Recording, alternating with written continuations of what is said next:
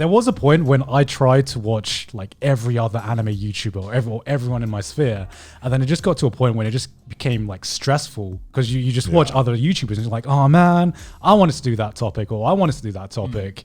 And now like pretty much I just keep up with what my mates are doing and some other people. Yeah. But like, did you guys ever go through that phase as well? I did, but then like very quickly I realized like just how, again, like same with J-vlogging, just how broad anime YouTubing is and how many topics there were covered. So like, at that time I was like, oh man, I wanted to do that idea or I want to do that idea. But then after a while I was just like, fuck it. People have already done this. I'll fucking do it. And like, I can put my own twist on it and I'm sure my audience will enjoy it. And if they, if they're so willing to be like, oh, this is just a copy of so-and-so, and I'm just like... Well, I had a problem. I was doing a video earlier this year about things I'll never understand about Japan. And I was working on it. I was like, wait a minute. Someone's done this already, and it's Joey. So yours is like 12 things I'll never understand about Japan. Mine was gonna be like 10, and I was like, shit, can't do that. No, mine was got 2 more. 13 things about Japan I'll never understand. Is that an extra one? So in the end, I just call it what I'll never understand, and that. I mean, it still did well. Yeah. I don't think I've ever really watched many YouTubers aside from you two, I think, and I never really worried about overlapping at all because I was pretty confident that I was doing the stupidest shit that was available.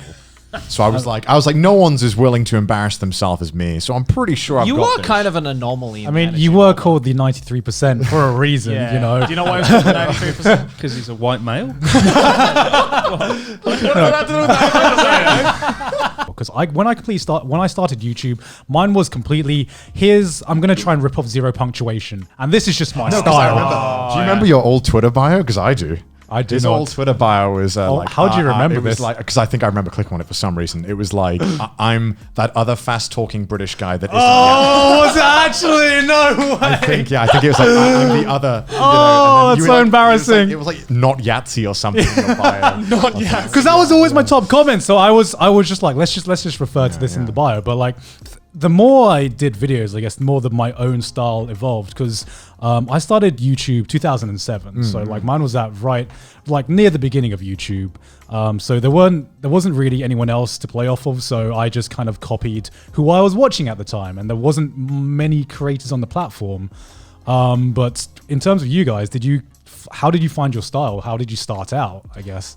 I mean, I don't know, really. Do you almost feel that like YouTube style is like you just try a bunch of things and then 1 or 2 of them work and you just like iterate it, and then you try again with a bunch of iterations of like that thing that you did yourself, not copying other people, but like, so you have a success with one thing and then you're like, okay, what worked about that? How do I then try a bunch of new things? And then slowly you start to figure out, okay, this isn't working. This isn't working. I don't know. What do you think? Because yours is very different. Because obviously ours are more comedy. Yeah, I mean, mine's more based off British TV. Like Charlie Brooker, for example, the writer of that. I love Charlie Brooker. Yeah. Oh my god, I take inspiration from Screenwriter as well. In my year in reviews, was directly influenced by Charlie Brooker. Fucking fantastic. And that is one of my key influences. So that's the sort of thing I would have watched. And then when I sat down in front of the camera, I thought, that's what I want to channel. And it's when I'm on camera, it's kind of not me. It's more like a kind of more obviously energetic, sarcastic bit individual. I'm not that monstrous off camera. Well, I might be. I feel like your style sometimes is almost like reminiscent of like David Mitchell.